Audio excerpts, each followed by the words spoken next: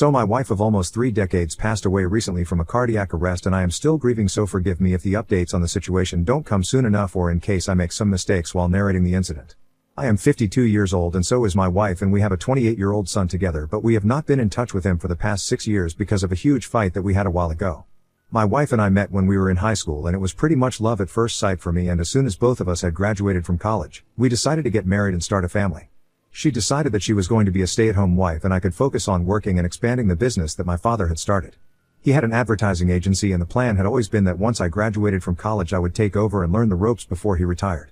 Both my wife and I were business majors, so I did consult her before making any decisions, and even when we were in college, we had always known that this was the plan, and she didn't really mind being at home and taking care of the household either, because we knew that we were equals and both our jobs were important in their own right, and we liked to believe that we would be able to raise our son the same way. But obviously, something had gone wrong in our parenting because we were not able to instill the same values in our son that we had hoped to. It all started going wrong initially when he was in high school, and we would constantly be getting reports of our son turning into a total bully, and apparently, he had been hanging out with the kind of kids who thought that it was cool to skip class and go out and smoke during school hours. Our son had never been an exceptionally brilliant student, but at least he had been disciplined and honest up until middle school, but after that, I don't even know what went wrong. All I know is that one day he had suddenly gone from being an obedient and sincere child to a rule-breaking bully. My wife and I tried to discipline him several times, but it just never worked, and we even threatened to kick him out, but we knew that we would never be able to do that, and the problem was that he seemed to know it as well, which is why he never took it seriously. We kept pushing him to do better and just be a better person in general, but he did not care about it and continued to behave the way he thought was appropriate. It was quite disheartening for us as parents, and we began to feel pretty helpless. And then after high school ended, he told us that he would not be attending college because he thought it was a waste of time and he wanted to start working straight away. He said that he hadn't even been applying and had actually been lying to us in the few months leading up to his graduation from high school, and I really lost my head at that point because there was just no way that I was ready to accept that my son would not be going to college. My wife and I were very upset, and we yelled at him a lot during that period of time, but it made no difference to him, and honestly, it was pretty pointless because the damage was already done and his grades were so low anyway, that I highly doubt any decent college would have accepted him. So I decided to tell him that he could work and take a gap year if that's what he wanted, but he could no longer live with us without paying rent. He tried to fight me on that, but legally, I could totally kick him out if I wanted to because he was 18 and I did not owe it to him to let him live with me without paying rent. Under usual circumstances, I probably would not have acted that way, but the way that my son had been behaving the past years before that, it was very hard for me to ignore everything and just let him have his way all the time. After a lot of fighting, it was decided that he would look for a job, and once he was able to find one, he would start paying rent. I even planned on charging him for groceries and other bills, but my wife talked me out of it and said that that would be a little too much. Within a few weeks, he had started looking for jobs and was applying to every position that was available, which made him seem quite serious about his future, and I thought that things were finally changing for him because he was actually stepping up and taking responsibility for himself. I was feeling a bit relieved, but I guess I was too quick to judge the situation because he started getting rejected by every place that he was applying to, and I guess it made sense because he was only applying to high-paying positions instead of starter positions, and obviously nobody would want to hire somebody like him, who had no experience and no degree either. I tried to tell him that he could start off by applying to slightly lower positions like cashier and stuff, but he said that it was beneath his dignity and he was not going to do stupid menial things like that, which was ridiculous because that's the only kind of job anybody would trust him with until he had paid his dues. I tried to explain to him that he had no experience, he did not have a college degree, and even his high school grades were pretty bad, so he could not just expect everything to be a cakewalk for him at this point in his life, and he would have to pay his dues first. But he was adamant and said that until he was able to find a job that he liked, he was not going to work for anything less than what he thought he deserved. I thought this was just a clever tactic for him to avoid working, and he could just live with us for free because the conditions that I had set forth said that he would have to pay rent after he got a job, and if he didn't get one, then he would never have to pay up. I knew what he was trying to do, so I decided to speak to a friend of mine and asked him to hire my son because there was no way that I was going to let him sit at home and do nothing when he was not even going to college. After a lot of discussions, I managed to convince my friend to give my son a paid internship at his startup, and my son had no choice but to accept it because it paid a decent amount for a starting position and it was not menial like he said. He worked under my friend for a couple of months and he did a decent job, so he got a permanent position as the assistant to one of the higher-ups in the company, and I was quite happy about this arrangement because this way, I could keep tabs on what he was up to and he would also be able to have some sort of direction in his life instead of just wandering around aimlessly like most of the guys from his friend circle in high school. For a few years, everything was going well, and my friend told me that even though he was not the most sincere or hard-working employee, he was doing a decent job and it was fine. They were a startup, so they could not afford to hire anybody better at the time either. Over time their company grew, and so did my son's responsibilities and workload, along with his salary. I thought it was a good thing for him because now he would have to spend more time at work and really get serious about everything, and he would also get paid more, so that was pretty good. But just a year after his first raise, he came home one day and informed my wife and me that he was quitting his job because it was just way too much work for him and he couldn't do this anymore. I had no idea what he was talking about because as far as I was concerned, this was a great deal for him, but he was just letting it go. Obviously, I was very upset about it because it was like he had no gratitude for the opportunities that he was getting, knowing full well how difficult it had been for me to create the opportunities for him because, with his qualifications and experience, it would have been incredibly difficult for him to find the kind of job that he wanted to do, on his own. And now that he was finally getting paid more and could even afford to get an apartment of his own, he was thinking of quitting. This had always been my biggest issue with him because he would always just quit anytime anything got a little difficult. And that's no way to live because if he continued at this rate, then he would never be able to accomplish anything because everything is difficult, and if he really wanted to make something of himself then he would have to learn to stick it out and understand that better opportunities were not going to just fall into his lap. He would have to work for it and make himself worthy of the things that he wanted. He had to learn to be tenacious instead of just giving up when the going got tough, and so I told him that if he quit his job then he would have to move out of our house because I was sick of him and his lame excuses. Even before this, he had already been doing a decent job but not good enough, and it was just not okay because he was 22 at the time. I think he was old enough to realize that if he wanted better opportunities then he would have to work harder for it, and I would not always be there to bail him out and arrange work for him. And it wasn't even as though he was not getting paid enough to do the kind of work that he was expected to do, he just didn't want to do it because he was lazy and didn't enjoy the hard work but wanted the money. Unfortunately, that's not the way the world works and you have to work for what you want, but my son was having a really difficult time coming to terms with that. So I told him that he could either continue working where he was or he could move out and do whatever he wanted to, but as long as he was living under my roof, he would have to live by my rules and he couldn't just quit because he had to actually work. And that day, we got into a really nasty fight because he was not ready to acknowledge the facts and insisted that I was being unreasonable and way too hard on him, but I thought that this kind of tough love was quite necessary because otherwise, he could end up in some bad situations in the future. So when he told me that he wanted to quit and I gave him that ultimatum, things escalated pretty quickly after that, and before we knew it, we were in a full-blown shouting match. He accused me of never thinking about him and being selfish, and I said that he was being ungrateful and he needed to sort out his thoughts. While we were fighting, my wife tried to de-escalate the situation for a bit, but then my son started getting very agitated and started cussing at me, which didn't sit right with my wife. So even she got mad and told him that he had no right to speak to me that way after everything that I had done for him, and that I was actually right and he needed to learn how to stick it out instead of just quitting anytime things got tough. And that's when my son turned to my wife and said something unforgivable. He told her that as somebody who had been living off of my salary her entire life and had never worked a day in her life had no right to tell him that he should continue working, and told my wife to shut up and let us speak because she had no idea what she was even talking about. It was the single most horrible thing that my son has ever said, and even in that moment, the enormity of it was not lost on either of us because what he said was disgusting and disrespectful on every conceivable level, and I immediately told him to apologize to his mother, but he refused to take it back and said that he had no regrets about saying what he did because he knew that he was right.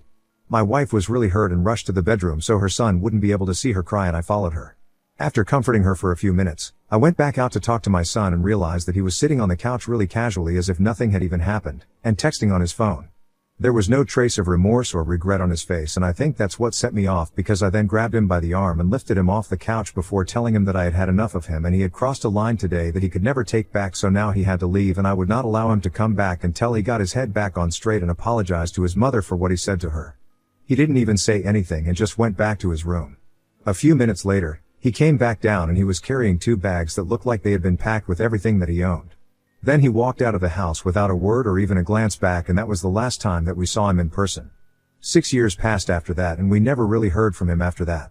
He did come back a couple of days after he had moved out initially, but that was only to collect the few things that he had left behind, and after that, there was no contact between us. I heard from my friend that he had stopped showing up for work a week after our fight and had even emailed them his resignation. I thanked my friend for helping me out when I needed him, but what my son did was no longer in my control, and my wife and I had completely given up any hopes that we had from him. About 3 years after he left, we received news from a couple of our relatives that he was getting married, but we were not invited, and neither did we expect him to invite us after 3 years of not speaking to each other. We hoped that his marriage would be successful, but we did not speak to him or reach out to him. And neither did we reach out to each other when, after about a year, we learned that he was going to be a father. We wanted him to be happy, but if he was happy staying away from us, then we were not going to disrupt that. So we kept our distance for 6 long years and never spoke to him after that. My wife wanted to reach out to him on several occasions, but I told her that I would not be a part of it and that if she wanted to do so then she could go ahead on her own. Since I did not want to speak to my son, she did not do so either, and that was that. And then, about a week ago, my wife passed away and I have been miserable since then. It was really unexpected and I still have no idea how to cope with this because I still feel like she will walk through the door at any given moment and try to make me laugh or say something incredibly witty. But I know that that's impossible now and I am having a really, really difficult time dealing with this. She is the only woman I have ever loved and been with, and I don't know how to live without her because I never thought that day would ever come, and I definitely didn't think that that day would come so soon. It's been a massive task, organizing her funeral and everything, but I've been functioning somehow because I want it to be well organized since that's the way that she would have wanted it to be. And even though it has been a really difficult time for me, I was able to organize a decent funeral somehow, just to get it over with so that I can finally deal with my emotions. Yesterday, everything was going well and then my son showed up with his family. His wife and his son were quiet but looked sad and confused, but my son did not waste any time, and as soon as he showed up, he walked right over to me and pulled me into a hug, and started crying. I had a bit of a breakdown as well, and we ended up hugging and crying for almost 5 minutes because everything was just rushing out of me and I couldn't hold the tears in any longer.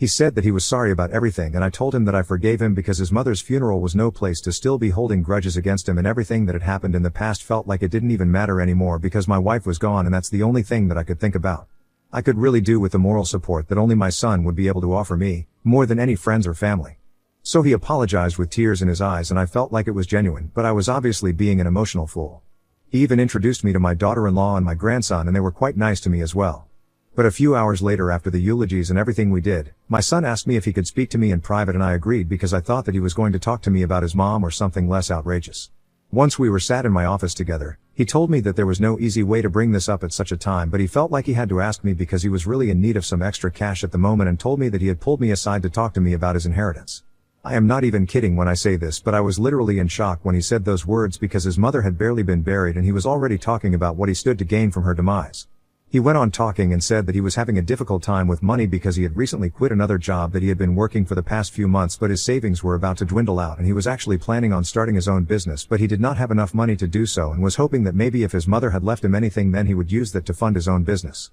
I just patiently heard him out while he shared with me how he was living off of his wife's salary for the past few months, and it was getting really difficult for him to do so because it was very emasculating and he needed my help at this point. After he was done talking, I told him to get out of my house immediately, and I told him never to come back because he was literally the human version of a garbage can, and I did not want him loitering anywhere near my wife and the places she held close to her heart, including our home. He looked surprised when I told him that and tried to tell me that he was just asking about the inheritance and that was no pressure on me yet to arrange something immediately, but I told him that I did not appreciate what he was trying to do and said that he needed to leave or else I would call the cops and have him escorted out. But he fought with me and told me that this was his mother's funeral and he had every right to be here and I could not stop him from attending, and I started screaming at him because I was already heartbroken from the passing of my wife, and now when I finally thought that my son was being a decent human being I realized that he was actually incapable of being a good person and would always remain a total failure. So we got into a very loud fight once again and called each other every derogatory name in the book before I finally kicked him out and requested his wife to leave with his son because I was losing my mind and I did not want to ruin my wife's funeral with this. And in a fit of anger, I decided to call our lawyer up and ask him if my wife had left anything to her son, and he told me that she had just left him some money and a few items of jewelry, which was all worth around maybe $25,000 in total. I told him that I wanted to contest the will because I wanted to make sure that he did not receive anything since he was obviously not deserving of it. But now I have calmed down considerably, and after my little outburst yesterday, I did speak to a couple of people from my family and everybody told me that I overreacted a little and I should have dealt with everything with a cooler head instead of reacting like that. They told me that I have every right to be mad at my son because what he did was simply disgusting, but instead of kicking him out like that and then making that very public and loud call to my lawyer and demanding that we contest the will of my wife just because I wanted to teach my son a lesson was all a bit too much, and I should really reconsider what I want to do about all of this. And I have been thinking about it and I don't know if it's the right thing to do or not. So Ida for kicking my son out of my wife's funeral when he brought up his inheritance and trying to contest her will because of it? Update 1. So I spoke to my lawyer and told him that I did not want to contest the will, and he told me that he had not started the proceedings anyway because he knew that I was mad about something, and once I cooled off, I will change my mind, so that was one good thing. My lawyer and I, for context, had been friends for a very long time and he had known my wife quite well as well. And my son had actually come to the funeral shortly after he had left, so they did not run into each other, but he heard about me out first and the fight that I had with him from other people. He advised me to think about everything with a cool head and then come to a conclusion about what I wanted to do because getting upset and making rash decisions would not help in the long run, but both of us knew that what my son said the other day was just unacceptable behavior and I had to set him straight somehow. So after a lot of deliberation, we decided that I was not going to contest my wife's will just to deprive him of the money and the jewelry that she had left for him, but I was definitely going to make sure that I changed my will and didn't leave him a single thing. Because my wife might have had a soft corner for him, in spite of everything that he did, but for me, that soft spot does not exist anymore, especially after the incident that took place a couple of days ago. I don't think I can ever forgive that, and I don't think I want to. So my lawyer and I have decided that we are going to change the contents of the will, and I have not done it so far because, against all hopes, I had foolishly believed that by the end of my life, I probably would have been able to reconcile with my son, but now that seems increasingly impossible, and I don't think I want to reconcile with a person like that because I can't even recognize him as my son anymore. He is a stranger to me, and a stranger does not deserve to be included in my will. And I have a lot of other people who I would rather leave all my money and my business than my son, because he clearly does not value me as his father, and neither did he ever value his mother when she was still alive. I guess the only good part of any of this is that my wife never had to find out what a horrible person our son had turned into. She passed away still believing that he would be able to become a better person someday. That's my only consolation. Update 2. Today, my lawyer finally contacted my son to tell him that while he would be receiving whatever his mother had left them as soon as the probate was over, he would not be receiving anything from me because, according to the contents of my will, everything was going to go to other people. Basically, everybody apart from him who had been a part of my life would be getting something or the other, and because of his little stunt at my wife's funeral, he would not be receiving anything. The only reason we even felt it was necessary to notify him was because I thought that maybe at least this knowledge would lead him to apologize to us and acknowledge that what he did was messed up, but nothing of the sort happened. Instead, he told my lawyer to tell me that he did not care whether he received anything from me or not, because he would rather be poor and miserable than receive anything from me and constantly be reminded of the fact that I had done him a huge favor, because that's exactly what my intentions would be, even in death. So I guess that's it now. Update 3. Hey, almost 9 months have passed since my wife passed away, and I am doing better now. I have been in therapy and I am trying to deal with my emotions, but it's been hard. I can't deny that. But I know that life goes on and I also have to go on, so I've been trying my best to do right by my wife and doing everything that I knew she would want me to do, because that's what is most important to me right now. I have not spoken to my son after that last phone call that my lawyer made, and neither has he reached out to me, even to check up on me, but that's kind of expected from him. I heard from a couple of people that he was moving out of state with the money that he got from his mother and was going to start up a business closer to his wife's home, so I guess that's good for him. I hope he does well in life, and I hope that I live long enough to see him succeed, but I don't wish to speak to him anymore after this. If he ever comes back to his senses and apologizes, with no ulterior motives, then maybe I might think about repairing our relationship, but it seems unlikely as of now. Until then, it's just going to be me and the memory of my wife that keeps me going. I miss her and I think about her every day, but I just know that she is in a better place now, and I hope that she's out there somewhere looking out for me in her own way.